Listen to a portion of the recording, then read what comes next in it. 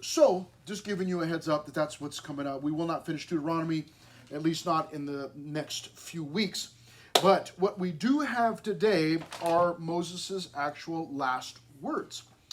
And let's see if we can get there it is right there. And I'm going to show you how this chapter is broken down, at least in my strange, puny little brain. I see it this way, verses 1 to 5. He praises God. This is Moses. And then in verses 6 through 29, he pronounces blessings. And I should have broken it up a little bit different at the end. No need to worry about it right now. I'll point it out when I get there. I'll point out my mistakes, okay? Because we are imperfect people, imperfect pastor, and I made a mistake at the end, but I think that I can, I think I can work it out. Praising God, verses 1 to 5. Now, what is going on here is that these are Moses' last recorded words. Moses' last recorded words. You say, what do you mean his last recorded words? Well, Moses actually shows up in the New Testament. Does anybody remember when that happens? Anybody remember? The Transfiguration. Yes. Jesus was on this mountain and he was changed, and it was this radical thing. And he was up there with a couple of guys. One of the guys was Moses. However, we do not know if there was a discussion taking place or what was being said. There were no words recorded, so we do not know. But these are Moses' last recorded words. Some people believe that he will show up again as one of the two witnesses in the book of Revelation in the end times. But, we don't know that for sure. But we have his last recorded words here, and they are beautiful words. Now, not unlike the song that he wrote. Some of you were here for that a couple of weeks ago when we went through the Song of Moses that God told him to write, to pen, to record, to teach to the people. It's not unlike that in that this is poetic. And there's some language in here. We'll see it right away, right in the very first, in verse 2 we will see it. And he will continue on through the message that he has for the people. And so there is, for some of this, there is some mystery. There's prophecy in here. Because he's going to start out by praising God, but then he will go into pronouncing blessings on the people. And when he does that, he's talking about future things. The Bible oftentimes preaches or reveals to us future things. But like a lot of prophecy, not all of it, much of it we can decipher as we look at the word, but oftentimes in prophecy we read things and we go, man, I think it means this, but I'm not really sure. And so there is some of that in here. But this is an excellent chapter. And verses 1 through 5 deal with praising God. And here's why. Because where does blessing come from? Blessing comes from the Lord. Okay? Blessing doesn't come from the stars or from somewhere out there in the universe, but it comes from God. And so in verse 1, he starts out by praising God, or rather he starts out in verse 2, but we're told here in verse 1, introduced to this. It says, now this is the blessing with which Moses, the man of God, blessed the children of Israel before his death. Now he's getting ready to die, and he wants to bless the people before he goes. And the first thing that he does here is going to praise God for two different things, at least two things that I see, again, in these verses 1 to 5. And the first is his omnipresence. Now, this is not a term that we have used often in here, but this presents a perfect opportunity for us to do just that. Omnipresence. Does anyone know what omnipresence means? Anybody know what that means? In the back, yes, young man. It means everywhere. He's everywhere, all the time. That's what omnipresent means. Okay? He's everywhere all the time. So in just a few weeks, some of you will be going with us to Mexico. When we get down to Mexico, we will find out that God was already there waiting for us. Okay? He isn't in the United States only. He's actually all over the world. It's the craziest thing. But he's in Mexico also. Some of you went with me to Nicaragua last year for a summer mission trip. We got down to Mexico, and Pastor Mike was there, and his wife Rocio, and their kids, and the church. And God was actually already in Nicaragua. What a surprise. So it means that he's everywhere all at once. He's omnipresent. Now, here's what Moses says. This is how he expresses that thought or that idea or that fact, that truth. He says in verse 2, and he said, the Lord came from Sinai and dawned on them from Seir. He shone forth from Mount Paran. Now, we can look at this and go, he's lying. Because verse 2 starts out by saying, the Lord came from Sinai. No, he did not. Where did God come from? Anybody know? It's called heaven. Okay, it's in the Bible. It's this place called heaven. God actually resides there. And he came from heaven. So why does Moses say that he came from Sinai? Why does he say that he dawned on them from Seir? God is not the sun. What does it mean that he dawned on them? Or that he shone forth from Mount Paran? What does all of this mean? I just told you a moment ago that this is poetic language. And Moses, as he's writing, he's picturing the Lord. And here's what he says, the Lord came from Sinai. Now, some of us know a little bit about Sinai. It was a very important, very strategic place between God and Moses and God and the people and God and Moses and the people.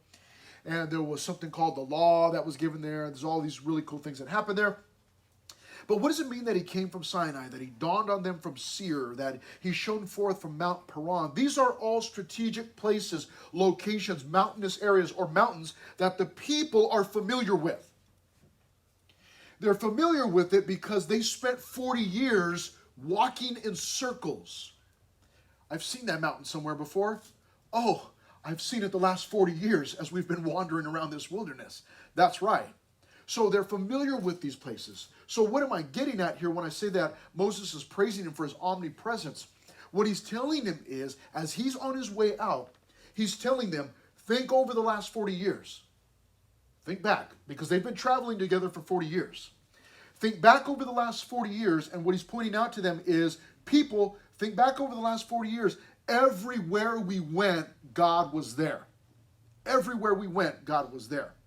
I told a story last Sunday. I was in the sanctuary, and I told a story about when I was just a brand new Christian years ago. And I figured, I was with my girlfriend, and I was with my cousin, and we had all gotten saved together. And we decided, like, hey, let's, we're saved now, but let's go back to the old nightclub that we used to go to. And we went to this nightclub, and it was like a Tuesday or Wednesday night, something like that. I probably should have been in church. I don't remember, but we decided to go. It's like, well, you know what? We're going to go. They would give out free snacks, like free, like little cheapy microwave taquitos, that were probably killing us. But, they would give those out for free because they wanted to try and get customers in. Because, it's a Tuesday, Wednesday night. Everybody in their right minds was at home. So we decided that we're going to go, let's eat a little bit, and then we'll dance for a little while. It's alternative night, go listen to some alternative music. And so we're in there, and we were in there for about 20 minutes. For about 20 minutes. Why is that? We used to go to this nightclub, stay there for hours. Why were we in there for 20 minutes? Because as we were in there, the Spirit of God began to speak to my heart. Now, when I say that he began to speak to my heart, I do not mean that it was an audible voice, Chris, come to the bathroom, I need to talk to you. It wasn't something like that. But he began to press something into my heart. And I had not this feeling, not just a thought, but I knew that in my heart, man, God was doing something. And here's what was going on, is that he says to me, fool, you don't belong here anymore. And it's like, nah, that wasn't him. And then he continued pressing that, like, look, you don't belong here anymore. And so finally it got to the point where I looked at my girlfriend, I looked at my cousin, I was like, hey, I don't think we're supposed to be here. And both of them said, we were feeling the same way. It's like, you want to go? Yeah, let's get out of here. We don't belong here anymore. And we left that nightclub, never went back. What's my point? My point is this. Did you know that God is actually at nightclubs? That he spoke to me in the middle of this nightclub? Now, we do not think of that as being a place where God is at. And I'm not giving you grounds to go to the nightclub. Like, oh, no, Pastor Chris said God is there. Okay, that's not what I'm saying. God was telling me to get out. I didn't belong there. But my point is this, that wherever I go, God's already there. That's what he's telling the people. You ever heard the phrase, hindsight is 20/20? Yeah? Okay? Hindsight is 2020. What does that mean? It means that as I go through life and I turn around and think back over my life, I can see things so clearly. When I'm in the midst of life, oftentimes it's hard to see. I sat with my friend Sergio. 2 times this man had cancer and it almost killed him. Twice. And I spent so much time in the hospital with him, praying and worshiping and reading the word and visiting. And twice this man, the Lord has given him victory twice over this. But in the midst of that, there were ups and downs for Sergio, and there were times when he was so discouraged and having a hard time seeing God. Because sometimes when things are too close, man, they get blurry, right? Sometimes when things are too close, they get blurry. Hindsight is 2020. It means when I look back, I can go, oh, man, I didn't even realize back then, but God was in it.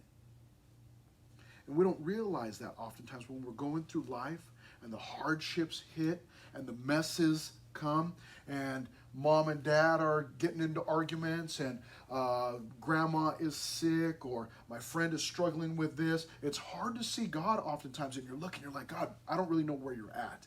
I know the Bible says that, you'll never leave us or forsake us. I know that Pastor Chris tells us that God's always with us, but I don't see you, I don't feel you, I don't sense you. I don't really know if you're there. And you're praying and begging like, God, please make yourself known.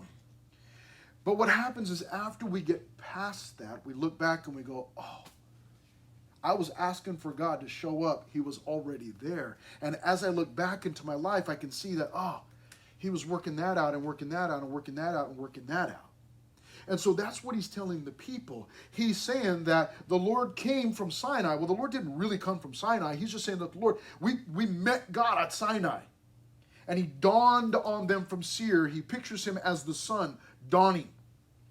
And he's shone forth from Mount Paran. He's this shining light, a lighthouse, in the dark. Everywhere that we've gone, God has been there, his omnipresence. You're going to need to remember that because there are going to be times in your life, I know that there have been already, but there will come even worse times. I'm not trying to discourage you. I'm just telling you that life is nasty. And there are going to come times in your life where you're going to look around and go, man, God, I don't see you anywhere. Everything's falling apart. You need to remember that everything is not falling apart. It's God's plan and everything is falling into place. But it's hard to see that in the midst. And so Moses is reminding them, praising God for his omnipresence. He goes on in the second part of verse 2. Did you notice I didn't read the entire verse? The second part of verse 2 on down to verse 5, and I labeled it as verses 3 through 5, but it really is 2b through 5 if you want to get technical. But the second part of verse 2 says this, and he came with 10,000s of saints. From his right hand came a fiery law for them. Now we'll read the rest in just a moment.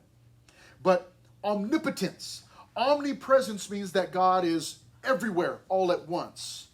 Omnipotence, what does that mean? Does anybody know what omnipotence means? What do you think it means? Always, that's close. He's always is something. Omni always is something. What is the potence part or potent? Yes, what do you think? All powerful. All powerful. All powerful. So he praises him for being omnipresent, and then he praises him for being omnipotent, or praises him for his omnipresence and his omnipotence, meaning he's all powerful. This is what the terms mean here. Notice, and he came with 10,000s of saints. Good Bible teachers, much better Bible teachers than I, believe that word saints indicates angels. He's saying that when God comes, man, he travels with an entourage. He travels with angels, 10,000s of them. How many exactly? We don't know. Just 10,000s of them. And then he says this strange thing. From his right hand came a fiery law for them. We'll work our way backwards there. A fiery law. Why do you suppose Moses, in describing the law that God gave to them, would describe it as a fiery law? Does anybody know why he might describe it as a fiery law? Fiery law. What do you think?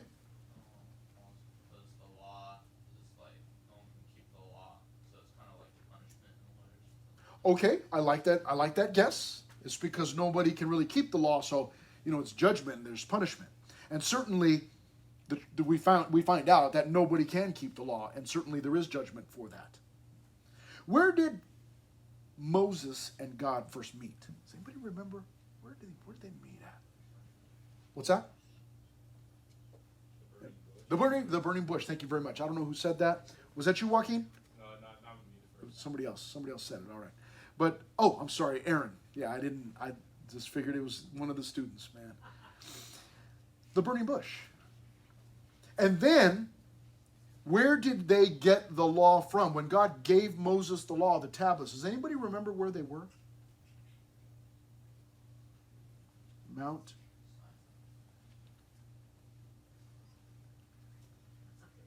Sinai. Yeah, Sinai. Yeah. And remember what was going on that mountain? God said, hey, I'm going to be meeting with Moses. But he told Moses, tell the people, do not even come near the mountain. He told them, don't even touch it. If somebody touches the mountain, they're going to die. He told them that. Keep the people away. He said, keep your animals away. And then up there, Moses goes up there and he disappears into this cloud, man, and there's thunder and there's lightning and there's all this craziness going on. Symbolic of the law, it says it comes up from his right hand came a fiery law for them. But here's something strange. Some of you have been in here long enough and you're figuring out how my strange mind works.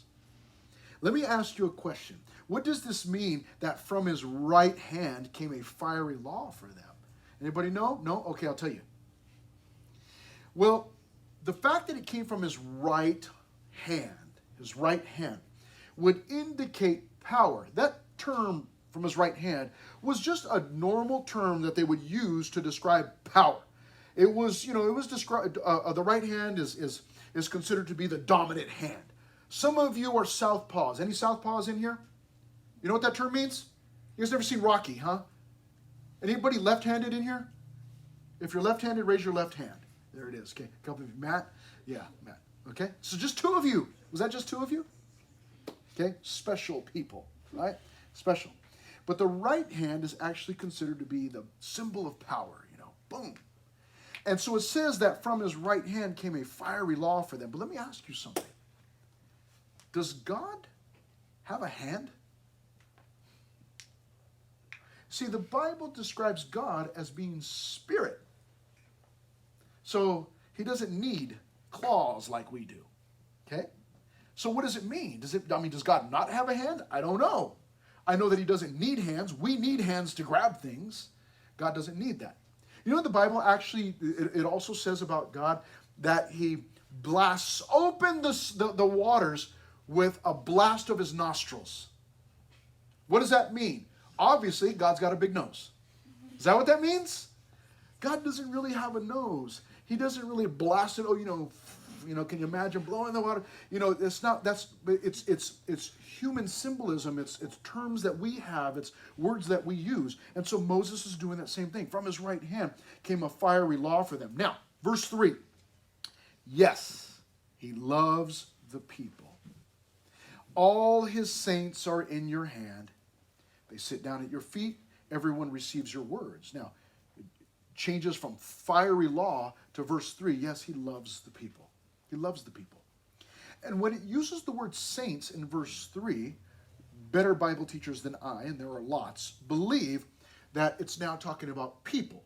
Not angels any longer, but just his people. Because it says, yes, he loves the people. All his saints are in your hand. They sit down at your feet. Everyone receives your words, or they receive your words. Now, it could still be talking about angels, but a lot of good Bible teachers think that it's talking about people. But he loves the people. All his saints are in your hand. That's great news, right? Now, verse 4 says, Moses commanded a law for us, a heritage of the congregation of Jacob. Now, don't get thrown off. Jacob is another name for, anybody know? Another name for? Yes, very good. Israel. Okay? Jacob and Israel, those are synonymous. They're interchangeable. Jacob got into a fight with God a long time ago in the book of Genesis. God won, and Jacob got his name changed to Israel. Jacob means heel catcher or deceiver. But once he lost or surrendered to God, Then God changed his name to Israel, which means governed by God. So he went from being a deceiver to, at least his name anyways, got changed from deceiver to governed by God. But those two names get used all of the time. Well, guess what? Let's throw in a third one to confuse you. Verse 5, and he was king in Jeshurun. That's a term that we just saw not too long ago, just recently. What does Jeshurun mean? Jeshurun means upright one. And he's referring to the people. He's referring to Jacob/Israel or Jeshurun. And he calls him upright one. Now, this is astounding, but we'll get back to that in just a moment. Let's read the rest of verse 5. When the leaders of the people were gathered, all the tribes of Israel together. Okay, so they gather them all up. But let's talk about Jeshurun for just a minute because it's fascinating again. What's fascinating about it? Well, the term means upright one. Now, the first time we heard it, this was a few chapters back, I suspect that it was being used sarcastically. Because the people, even now you might say it's sarcasm, although I do not think it is. I think that God is calling his people upright one. Now, those of you that have been around for the journey, okay? Even if you've caught a portion of the journey, what journey are you talking about? I'm talking about Exodus and Leviticus and Numbers and Deuteronomy. This whole journey. Let me ask you a question. When you think about God's people during this journey, this 40-year journey, would you consider them, is that the first term that comes to your mind? They're upright, they're righteous people. Is that the first term that comes to your mind? Or would you think of something like, maybe stubborn? It's maybe a little more accurate. Maybe sinful. Maybe rebellious. Let's talk for just a moment. Why is Moses, he's 120 years old, why is he even here doing all of this? Let's talk about what happened 40 years prior to what we're reading. 40 years prior to this, he leads the people out of Egypt. He gets them 11 days later, about 11 days, about a week later, he gets them to Kadesh Barnea. They're at the border of the promised land. He goes, okay, now it's time to go in. And then they go, no, we don't really know if we can trust God. And so they sent in the spies. You remember the story, the spies, the 12 spies? Okay. They rebelled against God that day, or later that month. They came back and they said, no way, we can't trust God. Now, think about this. Had the people trusted God 40 years prior, the people and Moses would have crossed the Jordan and they would have went into the promised land. And at this point, 120, Moses would have been hanging out on his hammock, feet up, hands behind his head, reading a good book, drinking lemonade, going to the beach, enjoying themselves. Instead, because of their disobedience, they've had to wander around the wilderness for 40 years. When I think about that, the first term that comes to my mind is not upright one. If I was Moses, I would be bitter. I would not have blessing to give. I would be bitter. I'd be like, you know what? I love you guys, and God loves you too. Okay? I love you, but I don't like you. And I'm glad I'm dying. And I'm going to finally get out of here and escape you. But he doesn't do that. Man, his heart is pure, man, and he loves the people. Why does he then call him Jeshurun, upright one? You and I must remember this. This is biblical. How is it that God, we know that in the New Testament, God calls us saints. What does that mean? It means sanctified or set apart. Now, when you and I think of the word saint, we think of a Catholic saint. Well, that's like some super holy person that gets their picture on a candle. And then people burn the candle and they pray to those people. Or you might have a Catholic friend at school and they have, a little gold medallion with Saint Christopher on it, which just happens to be a really good name for a saint, I think. That's just me, maybe. But, you see that and you go, man, when you read you read the New Testament, you go, I'm a saint. You're like, I can't picture my face on a gold medallion. I mean, I can. No, I'm just kidding. But you know, that's not something you think about. You don't go, oh, you know what? Yeah, I am so holy. They should put me on a gold medallion or on a candle and burn. They should worship me. We don't think that way. But God sees us as saints. Now, not those kind of saints that go on a candle or on a gold medallion, but He sees us as saints. Now, here's the deal. How is it that God sees you and I as saints? Doesn't God know that I'm a mess? Doesn't God know that I'm a wreck? Doesn't God know that I'm a construction zone? Well, yeah. If you were here this past Wednesday, you found out from Ephesians 2:10 that we're His work of art. So He's changing us. He's in the process of working. Well, doesn't He know that I'm under construction? Yeah. A whip, a work in progress, right? That's what I am. Doesn't He see that? Yes, He sees. He's not blind. Yes, of course He sees that. But you need to know that God sees the beginning and the end. He sees the end result. And you, with all of your imperfections and all of your shortcomings and the sins that you struggle with and the attitudes that you have and the things that you think that are so very sinful, God is actually in the process of working those things out, and He's already got a goal in mind, and He's going to get you there. So He sees the beginning and the end all at once. So He can call you saints, not because of what your behavior is right now or what your attitude is right now, but because of what it will be. Because He's the one doing the work, and He's going to change you.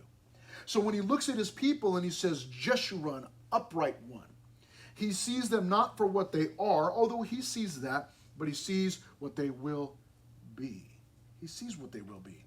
And so He's able to refer to them as Jeshurun. Now, let's move on to our second and final division.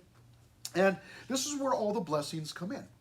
And again, some of these things are very poetic, some of it, a little bit mysterious, some of it, but there are some fascinating things in here. And what I will do is I'll do something like this. For each of the tribes, I will have a blank screen. There it is. Reuben, verse 6. And then as we go through each tribe, I'll just list the verses, the corresponding verses. Verse 6. This is not a hard one. Let Reuben live and not die. Sound easy enough? Yeah. Let Reuben. Now, something funny. Okay, again, I see all these weird things in here. Let Reuben live and not die. Let Reuben live and not die. Moses. Reuben's been dead for a long time already. So what are you talking about? He's, of course he can't die. He's already dead. What is he talking about? As he names each of these men, he's talking about their tribes or their families. He's not talking about the actual individual, because that person is long gone. He's talking about their family. So when he says let Reuben live, he means let the family of Reuben live and not die. In other words, just that they would continue to exist. Of course the people are going to get old and they're going to die, but don't let his family die out. And here's another one. This is a tricky one. The first service couldn't figure this out, but you guys are my favorite. So I know you're going to get this. Verse 6. Let Reuben live and not die. Okay, we already figured that out. Nor let his men be few. Let me read it one more time. Nor let his men be few. What do you think that means? What's that? His children, yes. And what about his children? That you should have more children, not so less. Be Yes. fruitful and multiply is what the very first words that Jesus said in Genesis. That's the very first words. He's saying that here, just in different words. Love it. Love it. That's exactly what he's saying. That Reuben's family, his children, that they would continue to grow. They would have a bunch of them. They'd have a bunch of... Now, it's not just men, but the idea is, again, this is poetic. It just means that the family would continue to grow and multiply. That's what he's talking about. See, not hard for you guys. First service is... Never mind. Verse 7. I'm just kidding. I'm just serious. Verse 7. And this he said of Judah. I like the first service. I do. I really do. I love that. Sorry, I love them. Okay. Hey, I don't know which video Matt's going to put up, so just in case somebody from first service watches. I love you guys. And this now he goes on to Judah. Let's go to Judah. Judah verse 7. This is another one of the tribes. And this he said of Judah. Hear the Lord. I'm sorry. Hear, Lord, the voice of Judah. I like that. Listen to Judah and bring him to his people. Let his hands be sufficient for him, and may you be a help against his enemies. Okay? So a little bit of mystery there, but we can kind of gather here. It's a good thing. All of these blessings are a good thing. But let his hands be sufficient for him. Sounds like, make it possible for Judah to provide for himself. And then, may you be a help against his enemies. Well, that's plain, be his protection, Lord. Now, he goes into Levi. Levi, okay, can we get it up there? There we are, verses 8 through 11. And of Levi he said, may the Lord bless you so that you create your own gene company and make lots of genes. And, oh no, I didn't say that about Levi, I just kidding. Verse 8, and of Levi he said, let your Thummim and your Urim, be careful, be with your Holy One, whom you tested at Massah, with whom you contended at the waters of Meribah.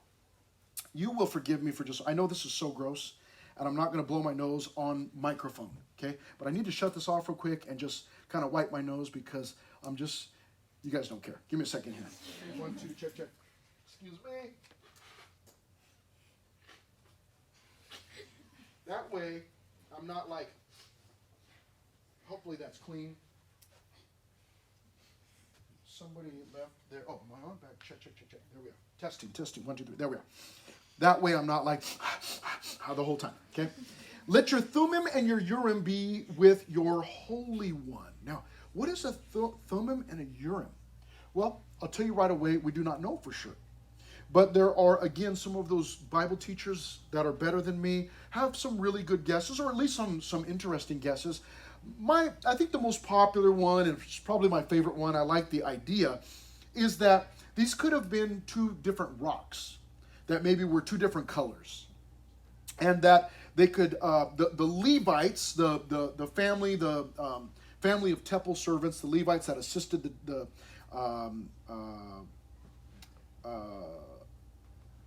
worked in the temple, that served the Lord, that they would have this bag, and that if there was some pressing matter, they could go and, hey, I'm not really hearing from the Lord. I don't really know what he wants us to do. Which direction should we go in? And they could pray and say, Lord, if you want us to go in this direction, would you please guide my hand as I put it in this bag and pull out a rock and whatever the corresponding, Lord, if I pull out the blue rock, that would mean that, we need to go in this direction. But Lord, if I reach in and there's a red rock, then I pull it out and I know that we need to go in this direction.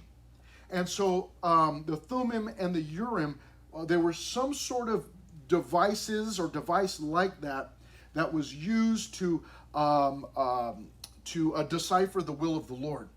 Now, we do not know exactly what it is, and we do not have one. And I think that's a good thing, right? Because then it kind of seems like then God becomes a genie, right? And this is not something that just everybody had. There was one Thummim and one Urim. It's not like everybody just had them, hanging on their belt like a Jedi or something, and just, every time you go somewhere, it's like, oh man, I don't know.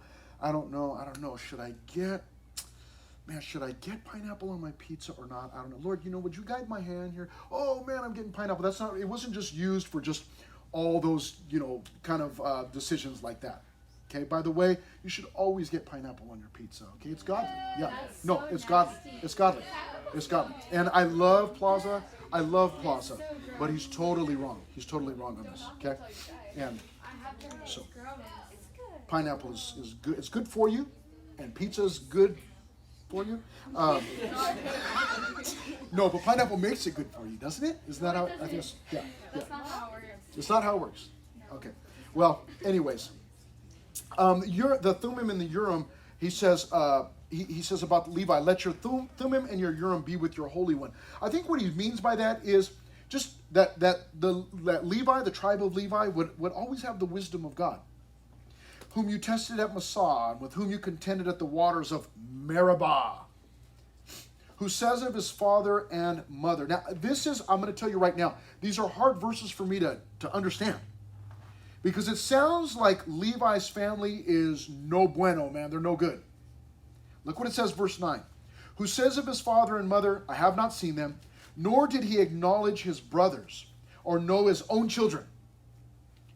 But then it says, for they have observed your word and kept your covenant. So I'm trying to figure out. Now, I know that Simeon and Levi, they got themselves into trouble way back in Genesis. You can go to Genesis 49 and read through Jacob's, the prophecy that he announces over his own kids, and you'll see that Simeon and Levi, they sound like they're pretty bad dudes. Okay? Anyhow, we go on to verse 10. There's still some good things in here. Verse 10. They shall teach Jacob your judgments. In other words, these guys from the tribe of Levi, they're going to teach other people about God. They're going to teach Jacob, all of Israel. And Israel your law. They shall put incense before you and a whole burnt offering or a whole burnt sacrifice on your altar. Interesting that Jacob, in pronouncing a blessing or a prophecy over Simeon and Levi, talked about them being scattered throughout Israel. Simeon, oddly enough, is not mentioned in this blessing. He's not mentioned in here. He's left out. And it may be that Simeon was kind of crooked. So it may be that he just totally missed out. But the tribe of Levi is redeemed, and they would actually be sent out throughout all Israel to minister to all the different areas of Israel. So quite interesting there that he says this. And then verse 11, bless his substance, Lord, and accept the work of his hands. Strike the loins of those who rise against him, and of those who hate him, that they rise not again. Now again, here's one of these little fascinating things that my strange mind gets locked onto. Okay? It sounds good. Verse 11, bless his substance. Okay, so bless him with stuff. Accept the work of his hands. That's a good thing. But then here, this is what it says. Strike the loins of those who rise against him. Now, does anybody know what loins are? Anybody know what loins are? No? Okay. Loins. Loins is the lower part of your bodice. This part of your body, the first, top half of your body, it's the lower part of your body or your midsection. The tripas. Okay? All of your guts and everything that's inside there. And I think this is funny because he says, strike the loins of those who rise against him. So, Lord, anybody that's coming against Levi, just slice open their midsection. Now, why didn't he just say, anybody that comes against Levi, eliminate him or kill him? Or, he could have done something like, chop off their head or something like that. And he's like, no, slice open their loins. Now, why the loins, though? Well, that seems strange to us. There were things in the Bible called loincloth wrapped around their waist, and they would use it to serve. But why the loins? Now, this is interesting, okay? But I think that you will understand because you're third service, right? You're going to get this. The loins. Why the loins? Why is that important? In biblical terms, loins is important. Loins is the equivalent of heart for you and I. I love you with all of my heart, right? Well, they would say, I love you with all of my loins. And you're like, I don't know. Imagine that. Next February, you get your Valentine's card. Some cute little poem in there. And, I love you with all of my loins. And you're like, I don't think I want that love. Okay? But stop for a moment and think about this. We say, I love you with all of my heart. Now, what we do is, we do a cute little T-swizzle heart, and we're like, oh, I love you with all of my heart. But when all of us in here have seen the organ, the heart, right? It's one of the grossest things I've ever seen. The heart and the brain. The brain? Oh. But the heart. It's a strange thing. Why did they use the word loins? Why did they use that term or that phrase or that picture? Why loins? Well, let me ask you a question. When you get butterflies for whatever reason, when you are on Colossus, Superman, you're on that ride that just takes you all the way up into ungodly heights, and it's all the way up at the top, and it's just about to drop you. Okay? What happens? You don't feel something in your heart unless you're like me, you get a heart attack. Like, oh, get me off this thing. I hate heights. Okay? But you get this stirring. Where does the stirring happen? It happens down inside here. Like, oh.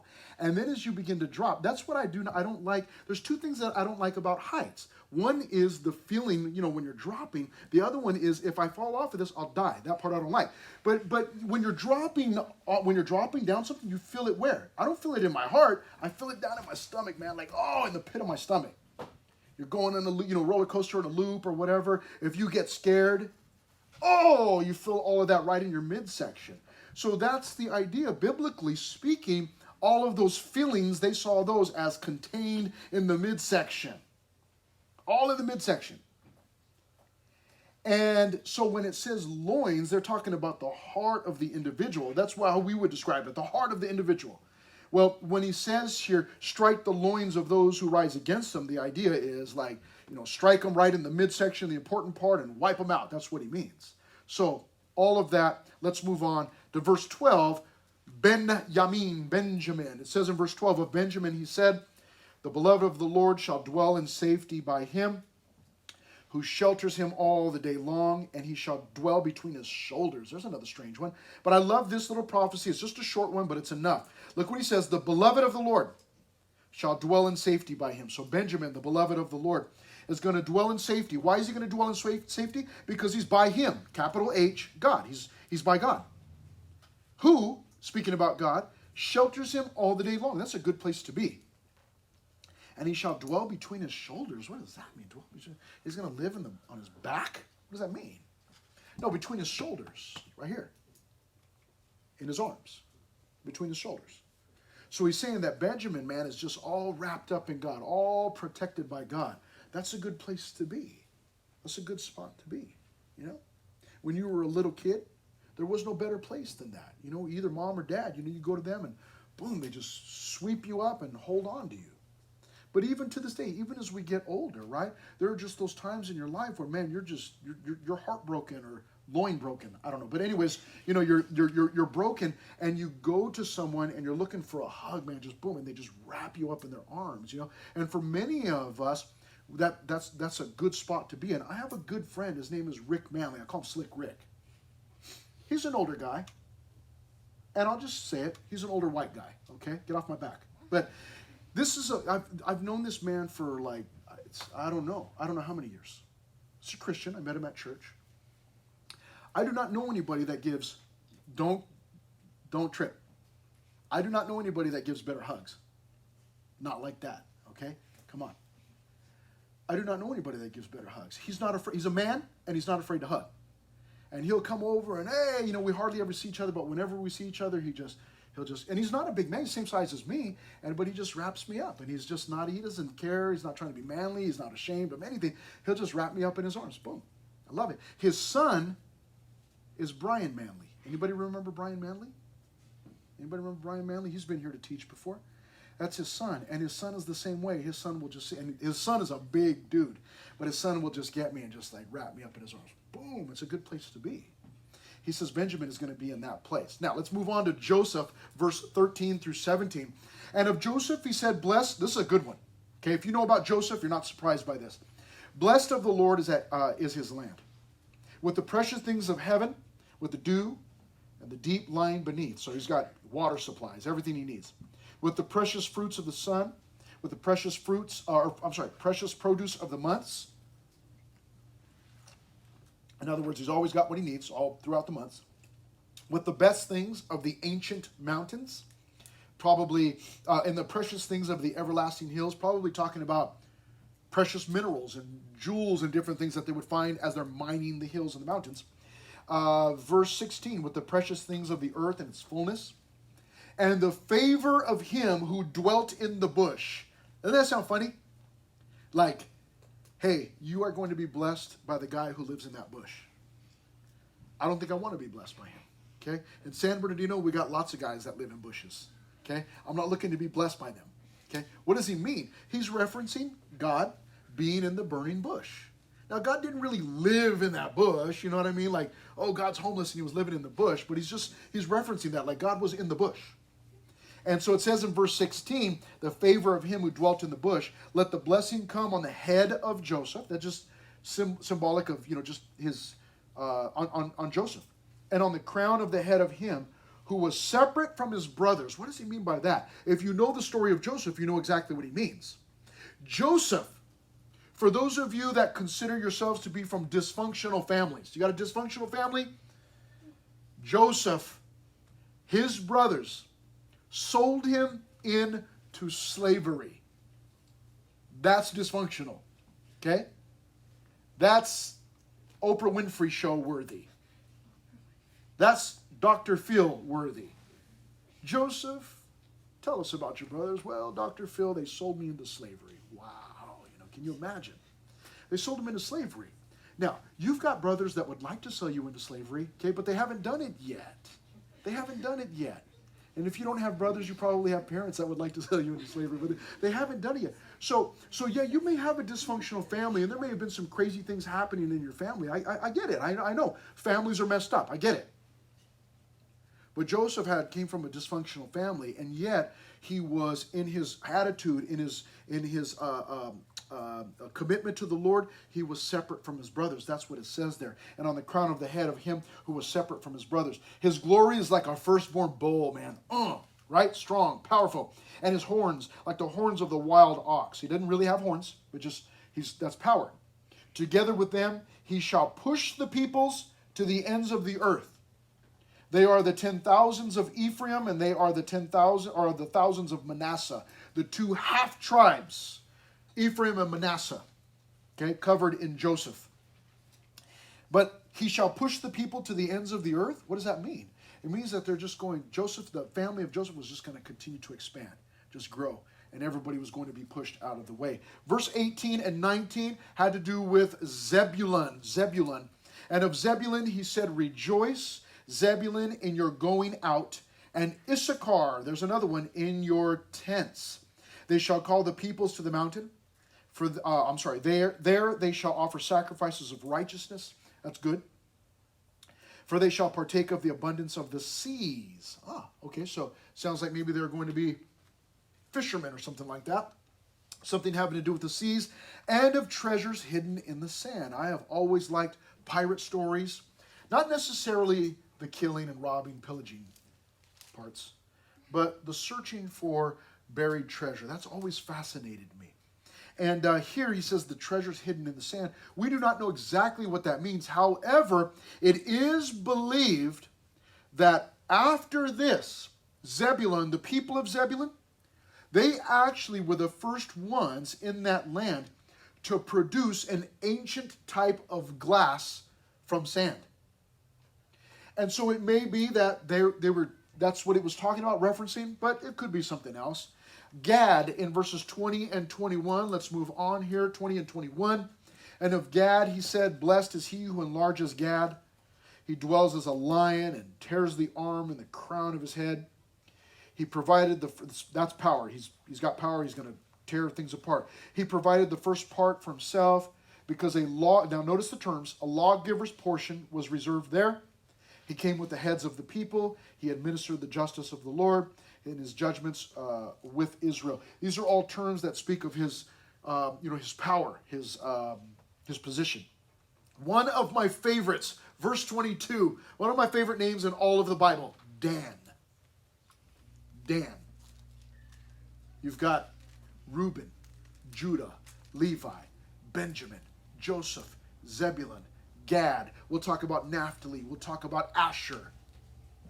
Dan. Okay, that's his name. And it says of Dan, he said, Dan is a lion's whelp. He shall leap from Bashan. It's small. It's a lion's whelp. Lion's, like the lion's mane, the lion's throat, Naphtali in verse 23. And of Naphtali he said, I like this one. It's one of my favorites here.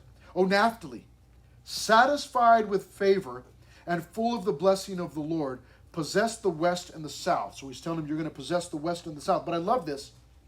Full of the blessing of the Lord. Let me ask you something. What fills you up? What fills you up? Who fills you up? In other words, what are you satisfied with? As you consider the years to come and you're going, hey, I'm a junior or I'm a senior and I'm thinking about college, university, I'm thinking about career, I'm thinking about spouse, I'm thinking about kids, I'm thinking about what is it? What do you see there? Do you go, hey, I'm thinking about college because I'm thinking about money? Now, is it okay to make money as a Christian? Help me out, family. Is it okay to make money as a Christian? Yes. Absolutely. Let me ask you another question. Sometimes this trips people up. As a Christian, is it okay to make lots of money? Yeah, especially if you share with me, okay? But if it's okay to make lots of money. That's all right. But as you look into the future and you're seeing your life and you're going, you know what, I want to go to college, I want to do this, or I want to do that, or, I want to, this is who I want to marry, or this is I want to make enough money to buy a Tesla, or I want to make enough money to buy a, Maserati, or whatever you're thinking. What is it that fills you up? Is the thought of just sitting on piles of money, is that what fills you up? You got to be careful. Because somebody could come along, trip in your front yard on Halloween. Come to your door, and you go, hey, I'm a Christian, I don't celebrate Halloween, get out of here. They trip in your front yard, sue you, take all of your money. Then what? You got nothing. But are you full of the blessing of the Lord? Let's go to Asher. Verse 24, and of Asher he said, you need more lotion because you're Asher. No, I'm just kidding. Asher is most blessed of sons. Let him be favored by his brothers. Let me put this up there. 24. And I said 24 to 29. It's actually 24 to 25, okay? Please forgive me. I made a mistake. It's only the second mistake I've ever made. No, I'm serious. The first time, I thought I had made a mistake. I was mistaken. But anyways, verse 24, Asher is most blessed of sons. Let him be favored by his brothers, and let him dip his foot in oil. That's a good thing. That's a good thing. Let him dip his foot in oil. There goes my nose again. Let's hurry up and finish this. Your sandals shall be iron and bronze. How do you like that, ladies? Go to the mall. I need some new sandals. Oh, we've got these made out of iron and bronze. Okay, that's not a good thing. But it's a symbol of power. As your days, so shall your strength be. Before we close, I know we got to get out of here because I think parents are starting to come out. Please, give me 2 minutes. 2 minutes, okay? Somebody keep count.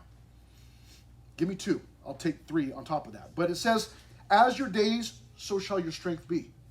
This is a good one to remember. I know that he's speaking to Asher, but this is God saying, as your days, so shall your strength be. Some of you, don't raise your hands because it could be embarrassing. Some of you, this afternoon, while all of your friends are out having a good time, you will be at home doing homework that you have put off since Friday. Why? Because you're a loser? I don't know. But anyways, I'm just kidding. You're not a loser. Okay. But here's the thing. You put it off. Procrastinator. That's me. Procrastination. But here's the deal. No matter what it is that's going on, what's coming at you, what's coming that day, as your days, so shall your strength be. In other words, God can give you strength for the day. He will give you strength for the day. And you feel like, man, I cannot handle it. At the beginning of this school year, back in August, I preached a 2-part series, 2-part Bible study. And I gave you the keys to success. You want to be successful this school year? Keep God as a top priority. Then family, then school, then everything else. Look around.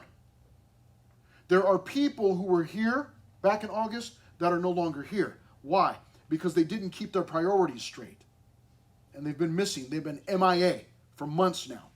They'll be back in the summer, maybe, some of them. Some of them will probably never be back. But what happened? They got their priorities mixed up. Right? Whatever it is that's going on, God can give you the strength for that, to get through that. Well, what do I got to do? You got to trust Him. Okay? Now, this doesn't mean that you can just be lazy and not do your homework. And you need to be committed. You need to be consistent. You need to do your best to stay consistent with that homework and schoolwork and all the different things that you have. But God can give you the strength to get through it all. Let's finish up. There is no one in verse 26 like the God of Jeshurun, who rides the heavens to help you, and His excellency on the clouds. The eternal God is your refuge, and underneath are the everlasting arms. They're bracing you. He will thrust out the enemy from before you and will say, destroy.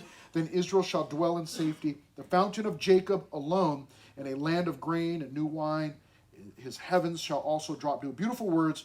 God's going to bless the people is essentially what he's saying. Happy are you, O Israel, who is like you, a people saved by the Lord, the shield of your help, and the sword of your majesty. Your enemies shall submit to you, and you shall tread down their high places. Before we pray,